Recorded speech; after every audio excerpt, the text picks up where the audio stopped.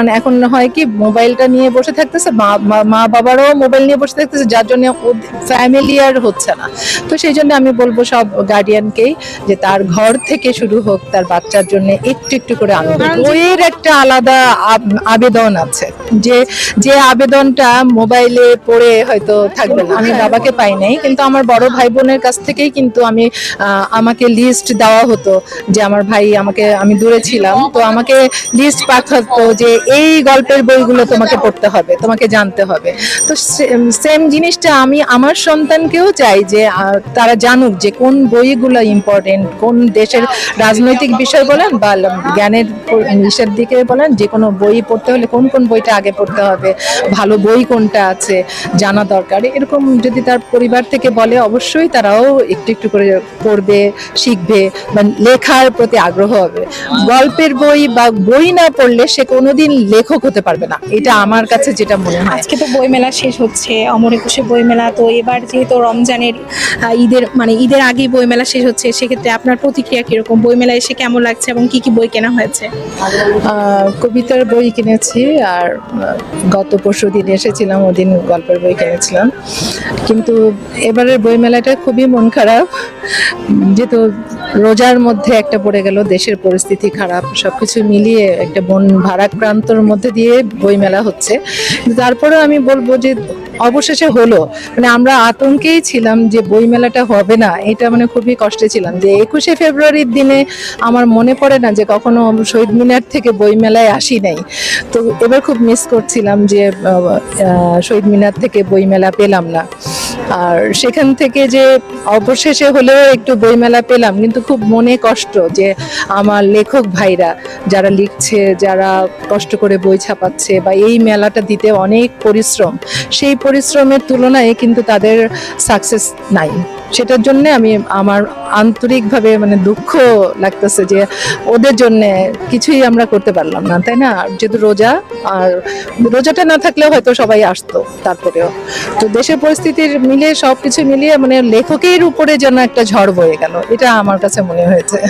আন্তর্জাতিক মাতৃভাষা দিবস 21শে ফেব্রুয়ারিতে যে আমরা আসলে বইমেলায় আসতে পারিনি, এটা আপনার কাছে কিরকম মনে হচ্ছে? অনেক অনেক বেদনা। আমি আগে কিন্তু বলে ফেলেছি যে অনেক বেদনা যে বই মেলায় আসতে পারলাম না 21শে ফেব্রুয়ারিতে।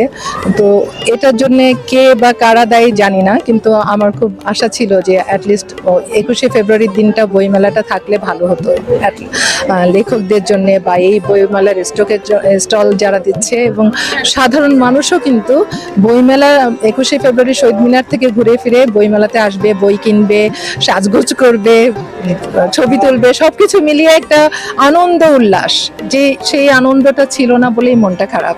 এখনকার বইমেলার সাথে আগের বইমেলার কি কি পার্থক্য রয়েছে?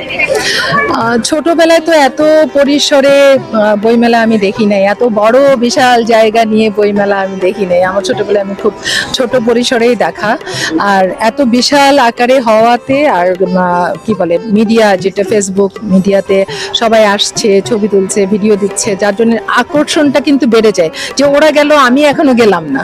আর মানে উনি বোঝাতে চাচ্ছেন যে বর্তমানে বইমেলার স্টলগুলো কিন্তু অনেক বেশি নান্দনিক, মানে মানুষের অনেক বেশি আকর্ষণ করছে, অনেক সুন্দর। তারপরে এটা একটা প্রাণের মেলা, মানে এই জায়গাটা না আসলে তো সবারই মনে হবে যে দুঃখ রয়ে গেল যে বই মেলায় এখনো গেলাম না, এরকম একটা ব্যাপার। মূলত বলা যায় যে বাঙালি জাতির প্রাণ কেন্দ্রের অন্যতম জায়গাই হলো বইমেলা। বইমেলা, হ্যাঁ। এবং যেহেতু পুরো ফেব্রুয়ারি মাস জুড়ে বইমেলা হয়ে থাকে, সরকারের কাছে আপনি কি আকুল আবেদন জানাতে চান যে পরবর্তী বইমেলাগুলো কিভাবে সংগঠিত হবে, বা আপনি কি রকম প্রত্যাশা করছেন?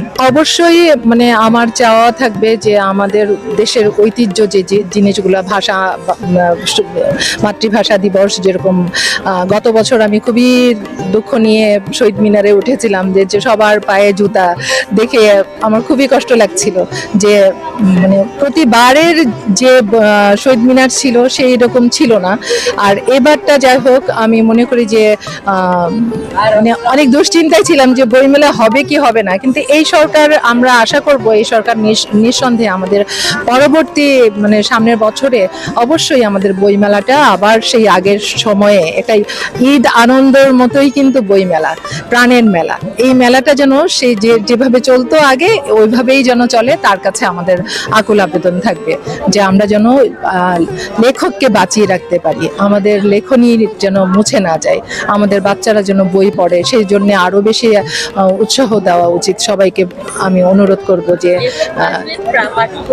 লেখক পাঠক দুজনেই বাঁচুক। বইয়ের একটা আলাদা আবেদন আছে, যে যে আবেদনটা মোবাইলে পড়ে হয়তো থাকবে না, অনুভূতিটা থাকবে না। বই পড়ার মধ্যে, বইটা খুলে পড়ার মধ্যে যে আনন্দটা, ওই প্রাণের টানটা। ভবিষ্যৎ প্রজন্মের কাছে আপনার বই পড়া নিয়ে উপদেশ মানে কি থাকবে?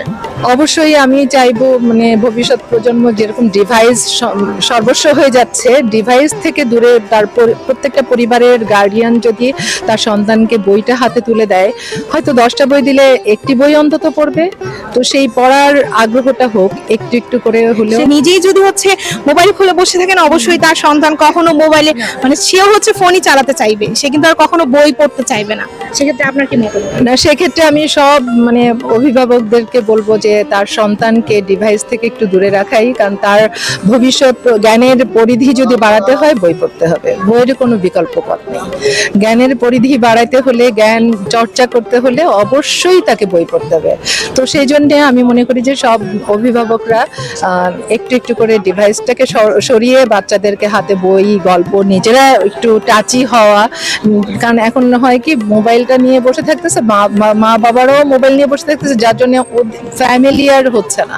তো সেই জন্য আমি বলবো সব গার্ডিয়ানকেই যে তার ঘর থেকে শুরু হোক তার বাচ্চার জন্য একটু একটু করে আনন্দ। কারণ যেহেতু বলা হয় যে আমরা মূলত বিশ্ববিদ্যালয়, স্কুল, কলেজ কিংবা বলা যায় যে হচ্ছে পরিবারই আমাদের দ্বিতীয় শিক্ষা প্রতিষ্ঠান। একটা বাচ্চা কিংবা একটা ছোট শিশু তার মূলত পরিবার থেকেই বড় হয়ে ওঠে। যদি সে তার পরিবারই দেখে যে তার হচ্ছে বাবা মা মুঠোফোন চালাচ্ছে, সেক্ষেত্রে সে হচ্ছে কখনোই বইয়ের প্রতি আগ্রহ অনুভব করবে না। সেক্ষেত্রে আমি বলতে চাই যে একটা বাচ্চা ছোটবেলা থেকেই বাবা মায়ের কাছে থেকেই শিখবে। সেক্ষেত্রে বাবা মা যদি হচ্ছে সাহিত্য অনুরাগী হয়, সেও মূলত বই পড়াই শিখবে। হ্যাঁ, অবশ্যই। কারণ আমি আমার বাবা ছিলেন না, কিন্তু আমি বাবাকে পাই নাই, কিন্তু আমার বড় ভাই বোনের কাছ থেকেই কিন্তু আমাকে লিস্ট দেওয়া হতো যে আমার ভাই আমি দূরে ছিলাম, তো আমাকে লিস্ট পাঠাতো যে এই গল্পের বইগুলো তোমাকে পড়তে হবে, তোমাকে জানতে হবে। তো সেম জিনিসটা আমি আমার সন্তানকেও চাই যে তারা জানুক যে কোন বইগুলো ইম্পর্টেন্ট, কোন দেশের রাজনৈতিক বিষয় বলেন বা জ্ঞানের বিষয়ের দিকে বলেন, যে কোনো বই পড়তে হলে কোন কোন বইটা আগে পড়তে হবে, ভালো বই কোনটা আছে জানা দরকার। এরকম যদি তার পরিবার থেকে বলে, অবশ্যই তারাও একটু একটু করে পড়বে, শিখবে বা লেখার প্রতি আগ্রহ হবে।